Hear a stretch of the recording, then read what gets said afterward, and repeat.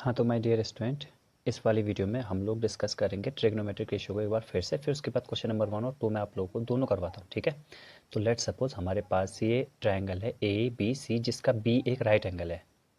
ठीक है, तो कल मैंने आपको बताया था 90 डिग्री के सामने वाला हाइपोटेनस होता है, और जो एंगल हमने दिया है गिवन है उसके सामने वाला, जैसे अगर सी दिया है तो सी के सामने वाला ये परपेंडिकुलर हो गया, ए दिया है तो ए के सामने वाला ये परपेंडिकुलर हो गया। इस तरह से मैंने दिया था। ठीक है, तो अब मैं यहाँ पर थोड़ा ट्रिग्नोमेट्रिक रेशियो लिखता हूँ। तो साइन कॉस और टेन,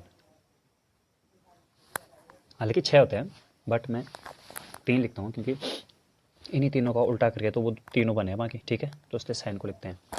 साइन को लिखते हैं, देखो साइन को लिखते हैं हमेशा परपेंडिकुलर अपॉन हाइपोटेनियस। देखो इससे कहते हैं ना, ये पंडित बद्री प्रसाद हर हर फुले। ठीक है, आपको याद रखना बच्चों, जैसे आपको याद होता है वैसे कीजिए आप। ठीक है, मैं ऐसा नहीं कह रहा हूँ कि आप मेरे ही तरीके से याद कीजिए, किसी भी तरीके से आप याद कीजिए। और कॉस का मतलब, जैसे साइन का मतलब ये हो गया ना, कॉस का मतलब हो गया बी अपॉन एच, कॉस का मतलब हो गया बेस अपॉन हाइपोटेनियस। ऐसे टेन का मतलब क्या हो गया, टेन का मतलब हो गया परपेंडिकुलर अपॉन बेस। तो यहाँ पर ये सब चीज़ें होंगी। ठीक है, और जो एंगल दिया होता है, जैसे ए एंगल दिया है तो ए के सामने वाला यानी कि बी से हमारा बेस हो जाएगा। ठीक है, चलिए क्वेश्चन पे देखते हैं। In right angle triangle A B C, अब मैं एक ट्रायंगल बनाता हूँ ए बी सी। तो मैंने ए यहाँ पे लिख दिया, बी यहाँ पे लिख दिया और सी यहाँ पे लिख दिया। Right angle H B, B पर राइट एंगल है। ठीक है, ए बी जो है मुझे 24 सेंटीमीटर दिया है, ठीक हो गया, और बी सी मुझे 7 सेंटीमीटर दिया है। तो मुझे हाइपोटेनस की तो नॉलेज ही नहीं है, तो सबसे पहले काम करते हैं, इसके लिए सबसे पहले हमें हाइपोटेनस निकालना होगा। ठीक है, तो हाइपोटेनस निकालते हैं हम। देखिए, हाइपोटेनस निकालने के लिए हम लोग पाइथागोरस थ्योरम का यूज़ करेंगे। परपेंडिकुलर का स्क्वायर यानी कि ए बी का स्क्वायर प्लस बेस का स्क्वायर बी सी का स्क्वायर इक्वल्स टू हाइपोटेनस यानी कि ए सी का स्क्वायर।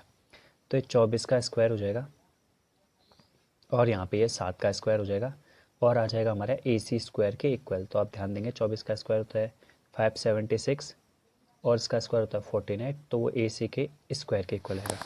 यहाँ पर से अगर मैं ए सी निकालता हूँ तो ए सी कितना आ जाएगा यार, देखो स्क्वायर है ना, तो स्क्वायर दूसरी तरफ जाता है तो हमेशा क्या बना देता है, वो रूट बना देता है। तो ये 625 हो रहा है। तो यहाँ पर से हमारा ए सी कितना आ गया, हमारा 25 आ गया। ए सी कितना आ गया, हमारा 25 आ गया। ठीक है, ए सी हमारा 25 का, मैं केवल वही वो लिख रहा हूँ, ए सी ही ए सी लिख रहा हूँ। यहाँ पर जो ये फिगर बना रखा है ना, उसी फिगर में लिख रहा हूँ ए सी।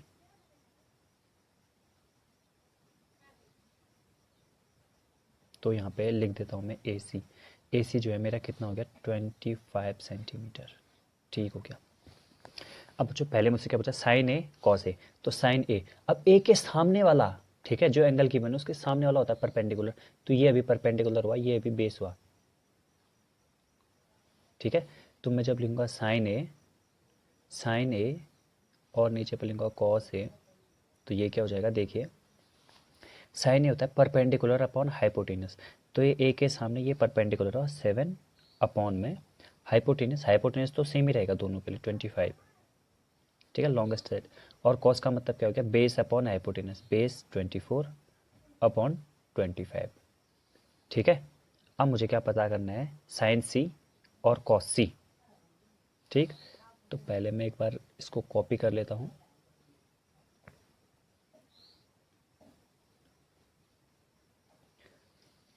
तो फिर इसी को ले जाएंगे ना नीचे।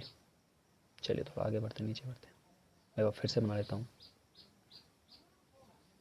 ए बी सी, और ये दिए हैं एंगल, ये 90, ये 25 है, ये 24 है, ये 7, ये तो सेम ही रहेगा, ये नंबर तो बदलेंगे नहीं। बट मुझे आप क्या दे रखा है, मुझे तो उसमें क्या पता करना है, साइन सी कॉस सी पता करना है। तो मैं यहाँ पर लिख लेता हूँ डियर साइन सी और यहाँ पर लिख लेता हूँ कॉस सी। तो आप देखेंगे साइन का मतलब क्या होता है, परपेंडिकुलर अपॉन हाइपोटेनस, तो यहाँ पे सी है तो सी के सामने वाला हुआ परपेंडिकुलर यानी कि 24 अपॉन 25। और कॉस का मतलब क्या हुआ, बेस अपॉन हाइपोटेनस, सी के सामने ये परपेंडिकुलर तो ये बेस होगा पक्का, बेस अपॉन हाइपोटेनियस। ठीक है, तो आई होप कि आप लोग को ये क्वेश्चन समझ में आया होगा। अब चलते हैं नेक्स्ट क्वेश्चन की तरफ। देखिए इसमें 10p माइनस कॉट आर निकालना है, ये हमें फिगर दे रखा है। तो अगर आप यहाँ पर पाइथागोरस थ्योरम लगाएंगे, मतलब यहाँ पर मैं ऐसा कह रहा हूँ, पी आर के स्क्वायर में से अगर पी क्यू का स्क्वायर माइनस कर देंगे तो हमेशा और हमेशा क्यू आर का स्क्वायर निकल आएगा। यहाँ से क्यू आर की वैल्यू आ जाएगी 5, वो मैं आपको बता रहा हूँ बट आ जाएगी, ये आप लोग सॉल्व करके खुद देख लीजिएगा, ठीक है। पाइथागोरस थ्योरम का यूज़ करके हम क्यू आर की वैल्यू निकालेंगे। तो यहाँ पर मैं क्यू आर लिख दे रहा हूँ। तो ये कितना हो गया बच्चों, 5 हो गया। अब मैं क्या करूँगा, 10p निकालूंगा। तो 10, अब 10 का उल्टा होता है कॉट, ये ज़रा ध्यान में रखिएगा, 10p। तो p एंगल को अगर मैं कंसिडर करूँगा तो यहाँ पे p के सामने वाला ये परपेंडिकुलर हो जाएगा, ये हो जाएगा परपेंडिकुलर हमारा, ये हो जाएगा बेस। तो 10p होता है, क्या होता है हमारा, पंडित बद्री प्रसाद हर हर भोले, परपेंडिकुलर अपॉन बेस। तो परपेंडिकुलर अपॉन बेस, ये मैंने लिख दिया। अब मुझे क्या लिखना है, कॉट आर। अब जब मैं आर को कंसिडर करता हूँ तो ये जो है हमारा, ये हो जाता है बेस और ये हो जाता है परपेंडिकुलर, ठीक है। तो 10 का मतलब जिससे क्या होता है, परपेंडिकुलर अपॉन बेस। तो कॉट का मतलब होगा बेस अपॉन परपेंडिकुलर। तो बेस, अब इसके लिए बेस कितना है, 5 अपॉन परपेंडिकुलर हो जाएगा 12। तो इन दोनों को माइनस करना है ना, देखिए मैं यहाँ पे वैल्यू रखता हूँ, 5/12 माइनस 5/12, दैट इज 0। कट के कितना आ जाएगा, 0 आ जाएगा। बस ये था हमारा आंसर। तो ये हमने कर दिया, ठीक है। एंड आई होप कि आपको समझ में भी आया होगा। अब हम नेक्स्ट वाली वीडियो में मिलते हैं, उसमें मैं आप लोगों के लिए कुछ सिंपल से एक्स्ट्रा क्वेश्चन भी लेके आऊँगा, और उनमें से फिर आगे वाले क्वेश्चन को, इस एक्सरसाइज के आगे वाले क्वेश्चन को भी सॉल्व करेंगे, ठीक है। तो तब तक के लिए थैंक यू।